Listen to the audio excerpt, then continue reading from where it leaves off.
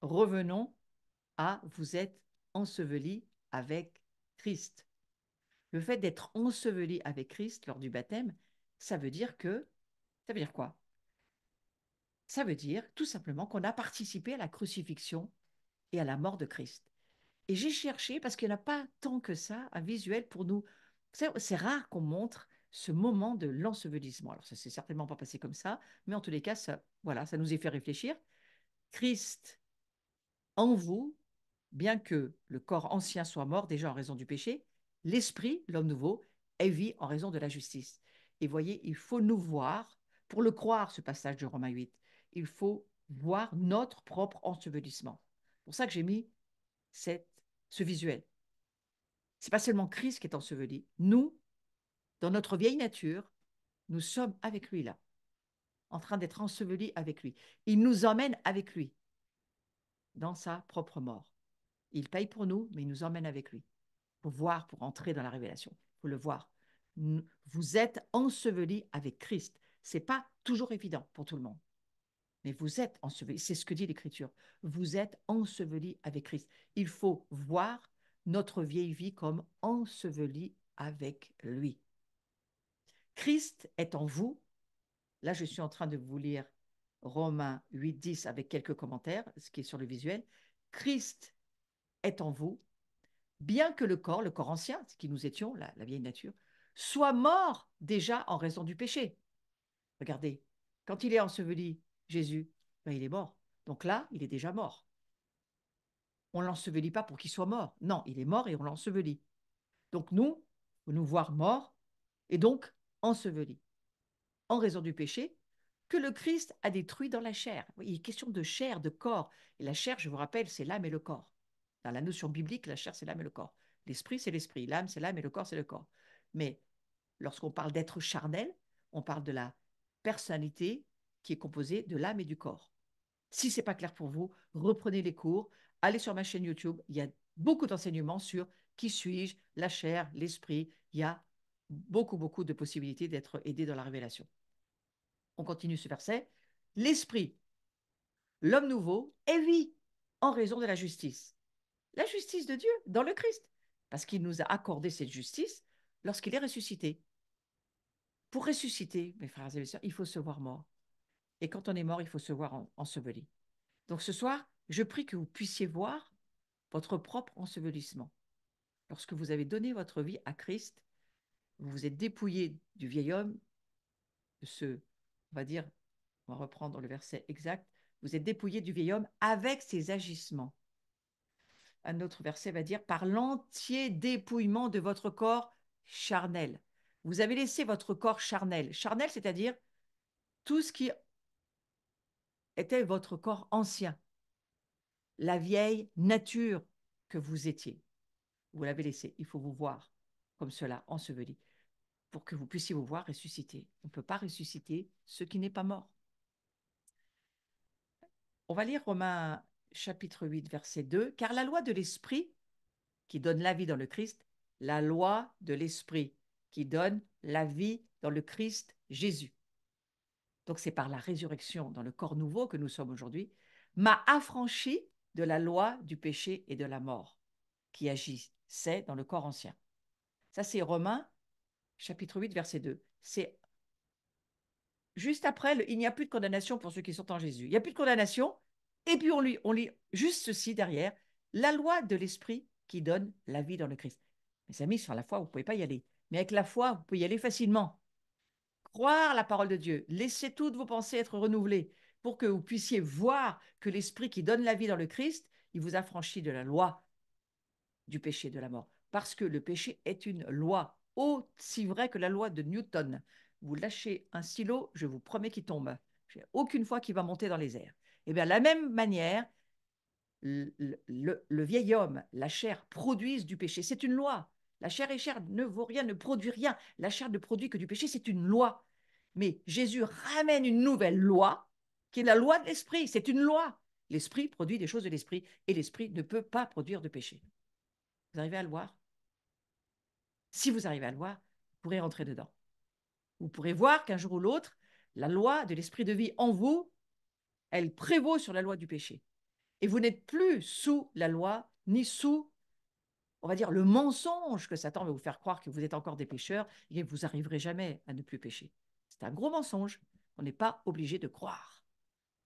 Alors voilà ce que nous dit l'Écriture. Vous avez revêtu l'homme nouveau. Moi, je le dis pour moi, je le dis pour vous ce soir. Nous avons revêtu. Alors, c'est pas seulement, je vous le dis, un vêtement. Vous comprenez bien. Revêtir l'homme nouveau, c'est tout ce dont on vient de parler dans la mort, l'ensevelissement et la résurrection, dans ce passage des ténèbres à la lumière, dans cette ancienne vie qui n'existe, enfin revêtement, corps ancien qui n'existe plus, corps ancien, pas vie, corps ancien. Et nous revêtons un corps nouveau parce que nous avons une nouvelle nature avec un corps spirituel qui n'a rien à voir avec le corps de l'ancien monde pour lequel nous ne sommes plus du tout membres. Donc reprenons ce visuel. Vous avez revêtu l'homme nouveau, l'homme spirituel. Et j'ai mis ce visuel avec esprit, âme et corps, parce que c'est ce que nous sommes, un esprit qui a une âme qui vit dans un corps. L'homme charnel, il est juste une âme et un corps. C'est l'homme animal. L'homme spirituel, il est esprit, âme et corps. C'est ce qui le caractérise. Nous sommes caractérisés par Jésus. Et regardez ce verset impressionnant que nous allons lire. Ceux qui ont cru au Christ et qui ont reçu le baptême. Vous voyez l'importance du baptême, hein, il est bien là, dans les pensées de Paul, il est vraiment là. Se sont dépouillés de la chair de péché, soumise à la loi et à la peine de mort promulguée par la loi. La chair, elle ne peut produire que de la chair, elle ne peut pas produire que du péché, c'est une loi, on n'y peut rien. Vous ne pouvez pas par vous-même sortir de cela, parce que vous ne pouvez pas changer la loi. Donc, comme Dieu ne pouvait pas changer cette loi-là, il a créé la loi en Christ, une nouvelle loi. Et ils ont revêtu l'homme nouveau spirituel, ça c'est la nouvelle loi de l'esprit de vie, qui n'a rien à voir avec la loi, le péché et la mort éternelle. Rien à voir. J'espère que vous pouvez voir un petit peu mieux aujourd'hui ce que Christ a fait pour nous et qui nous sommes en lui. Ah, je sais, hein, on a presque fini l'heure, parce que maintenant, on a quand même un petit peu besoin de notre cerveau malgré tout, mais la foi dit Amen, Amen. Donc Paul va reprendre ceci, je vais terminer avec ça ce soir. Paul va reprendre, vous n'êtes pas dans la chair, vous n'êtes plus des êtres de chair, vous n'êtes plus sous la loi du péché, sous la loi. Non, parce que vous êtes, c'est pas vous avez, hein, c'est vous êtes devenu quelqu'un d'autre. Vous n'êtes plus des êtres de chair. C'est pourquoi il est écrit, le premier homme, Adam, devint une âme vivante, et le dernier Adam est devenu un esprit vivifié. Ce sont des verbes d'état. C'est qui nous sommes. La nouvelle création que nous sommes des esprits. Après, on va découvrir, on reviendra sur les prédications kainos avec cette nouvelle création que nous sommes qui a une espérance de la gloire incroyable. Mais je ne vais pas aller là-dessus tout de suite. Là, je veux rester sur, et je vais lire 1 Corinthiens 15, versets 42 à 44. Écoutez bien. Aussi est la résurrection des morts. Il est semé en corruption, on parle du vieil homme, il ressuscite en incorruptibilité. Il est semé en déshonneur, il est ressuscité en gloire. Je parle de nous, hein. Il est semé en faiblesse, il est ressuscité en puissance. Il est semé corps animal, il ressuscite corps spirituel. S'il y a un corps animal, il y en a aussi un spirituel. Vous pouvez le voir. Je n'ai pas envie de dire, vous comprenez. J'ai envie de dire, est-ce que vous pouvez le voir et rentrer dans la révélation de ce que Dieu nous dit au travers de Paul. Alors, elle est tellement incroyable, cette traduction, que j'en ai pris une autre, parce que ce verset, je vais finir là-dessus ce soir. 1 Corinthiens 15, 42, 44, une autre version. Il en sera aussi de même en la résurrection des morts. Le corps est semé en corruption. Il ressuscitera incorruptible. Il est semé en déshonneur, il ressuscitera en gloire. Il est semé en faiblesse, il ressuscitera en force. Il est semé corps animal, il ressuscitera corps spirituel. Il y a un corps animal et il y a un corps spirituel. Verset 45, c'est toujours Martin qui en parle, c'est la traduction Martin, celle-ci.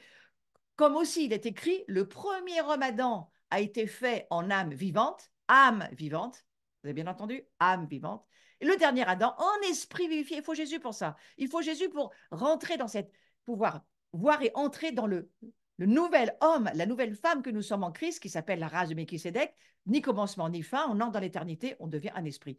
Mais lorsque nous venons sur cette terre, nous ne le sommes pas. Nous le devenons que si nous donnons notre vie à Jésus et que si nous nous laissons être remplis du Saint-Esprit. Je continue, verset 46 de la traduction Martin.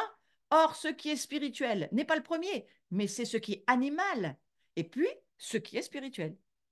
Le premier homme, étant de la terre, est tiré de la poussière. Mais le second homme, savoir le Seigneur, est du ciel.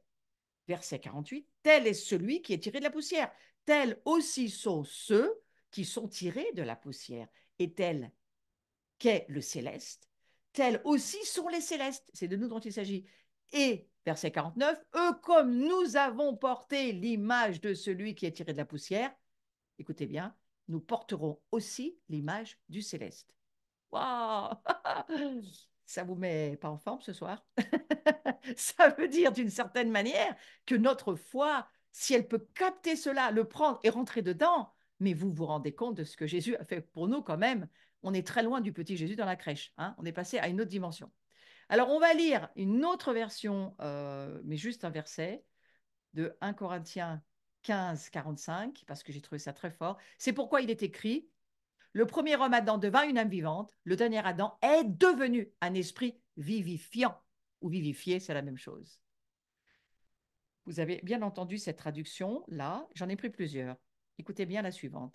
Ce verset-là dans la parole de vie. Adam, le premier homme, c'est un simple humain qui a reçu la vie. Le dernier Adam est rempli de l'Esprit Saint qui donne la vie. Vous avez vu la différence? J'aurais dû l'écrire sur le visuel, mais je vous le redis. Adam, le premier homme, toujours la version parole de vie, je vous redis.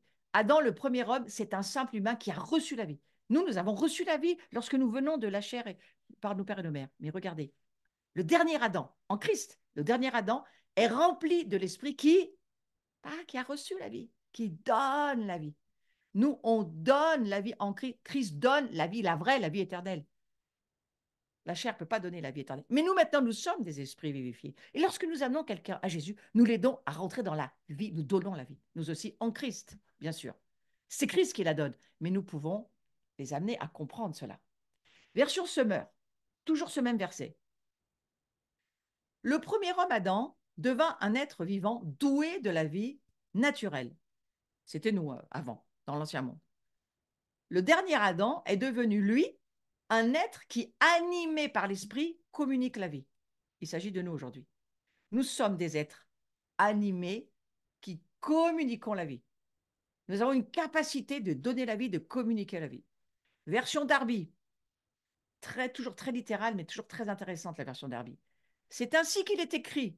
Le premier homme Adam devint une âme vivante, le dernier Adam, un esprit vivifiant. Ça, c'est toujours Darby très concis, voyez. Un esprit vivifiant, ben, c'est un esprit qui donne la vie. Et vous êtes, et je vais finir avec ça, et je vais prier, vous êtes dans l'esprit de la nouvelle création. C'est ce que nous sommes, frères et sœurs. Nous ne sommes plus de la poussière. Moi, je ne veux pas revenir au premier chapitre du premier Adam. Non, moi, je veux aller dans le dernier chapitre de la Bible qui nous parle de cette nouvelle créature que nous sommes, qui n'a ni commencement ni fin, qui pouvons communiquer, donner la vie. Lorsque nous avons des paroles de sagesse, des paroles de connaissance, lorsque nous vivons, nous libérons la gloire qui est en nous et nous donnons, nous communiquons la vie. Mes frères et mes sœurs, je prie ce soir que vous puissiez le voir pour entrer dans cette dimension de la gloire de Dieu. Par le baptême qui a été le nôtre, lorsque nous avons été immergés, nous avons vécu notre mort, notre ensevelissement, mais nous avons aussi vécu, bien sûr, notre résurrection. Et alors que nous sommes maintenant non plus sous la loi du péché et de la mort, mais nous sommes sous la loi de l'esprit de vie, nous pouvons donner et communiquer la vie. Soyez-en sûrs. C'est pas seulement pour vous, c'est aussi pour la communiquer aux autres. Mais déjà, ça commence par vous. Non seulement vous avez reçu la vie éternelle, mais maintenant vous pouvez la communiquer, vous pouvez la donner, parce que c'est plus vous, c'est Christ en vous qui va communiquer toutes les affaires du royaume, tout ce que Dieu veut que nous manifestions, tout le gouvernement que nous pouvons libérer, nous le faisons parce qu'il demeure en nous. Amen. Voilà, oui, oui, je vois que vous êtes très heureux de cette prédication. Je le suis moi-même. Je suis moi-même encouragée en étudiant dans les profondeurs de cette parole ce que Dieu nous dit et que vous puissiez maintenant continuez à le méditer. Méditer, ça veut dire projeter vos pensées, pensez-y, pensez-y, pensez-y, jusqu'à ce que ça vous submerge et vous êtes en train de le devenir. Voilà, je vous souhaite une belle soirée et on continue. Ah oui, la semaine prochaine, ça va être aussi très intéressant. Alors, est-ce que c'est la semaine prochaine? Oui, on va voir les annonces. Non, je crois qu'il y a. Qu'est-ce qu'il y a? Voilà. Le prochain cours, c'est le 16 mai, parce qu'il y a encore un jour férié, je crois, qui est par là. Donc, je vous ai fait grâce. C'est l'ascension, c'est ça. Eh bien, écoutez, hein, voilà, ça ne va pas si mal dans le sujet. On méditera sur l'ascension plus tard. Mais en tous les cas, on se retrouve le jeudi, voilà, 16 mai. Nous avons la petite maison de Jean, le 4 au 5 mai. Allez, rejoignez-nous, c'est important, c'est bientôt là. C'est des grands moments dans les profondeurs de la présence de Dieu avec André Cozzi qui nous vient d'Afrique du Sud. Ensuite, nous allons avoir la prochaine rencontre avec moi, c'est en présentiel et aussi sur Zoom pour ceux qui le souhaitaient. Mais en présentiel, évidemment, il y a une part de ministère que je peux faire d'une autre manière. Et ça sera, vous avez mon thème sur ma page Facebook qui est sur le site de l'abri, mais je vais aller sur les contrôles et sur tout ce qui nous fait obstacle à la gloire de Dieu en nous, toujours ces sujets. Il me semble bien que je l'ai écrit clairement, donc vous irez le lire. Ensuite, nous nous retrouvons, alors j'ai quelques autres rencontres importantes à vous communiquer. Gardez votre mardi 11 juin en soirée. C'est uniquement en ligne. Alors, je m'excuse, il y a un nouveau visuel qui est sorti où ce n'est plus marqué réservez votre soirée, mais c'est marqué uniquement en ligne, hein. Donc, ne l'oubliez pas, c'est uniquement en ligne, mais c'est une soirée qui va être aussi très intéressante où nous allons partager nos cœurs sur la Pentecôte et sur ce que l'Esprit Saint communique aujourd'hui. Il y aura Carlos Payan, David Bouillon, Marc Blancou, Yuval Yanet et je crois peut-être d'autres encore. Vous allez le découvrir ce soir-là.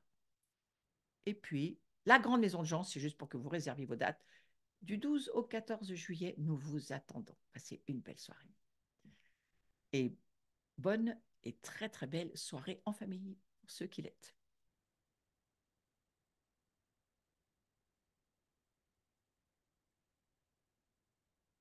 Soyez bénis.